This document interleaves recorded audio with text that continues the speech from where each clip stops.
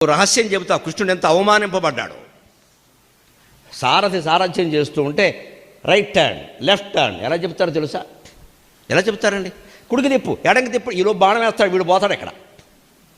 కుడికాలతో తంతారమ్మా, కుడికి తిప్పమని అర్థం సారథిని, ఎడమకాలతో తంతే ఎడమకి తిప్పమని అర్థం. ఇటువంటి తాపులు పరమాత్మ ఎన్ని పడుంటాడండి అర్జునుడి చేతుల్లో ఎన్ని పడుంటాడండి 18 రోజుల పాటు. సేవకుడు అంటే సేవకుడు, నాయకుడు అంటే నాయకుడు. జగత్ అంటే శ్రీకృష్ణ పరమాత్మ, జగత్ అంటే శ్రీకృష్ణ పరమాత్మ.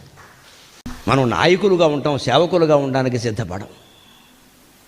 ఇలా పులిచి చెప్పరండి, ఇలా భుజం మీద తట్టరండి. రైట్ టర్న్ లెఫ్ట్ టర్న్ అంటే తెలియదండి, అంత అవకాశం ఉండదండి. బాణాలు వచ్చి పడుతున్నాయండి అక్కడ. ఇలా అంటారు అంతేనండి.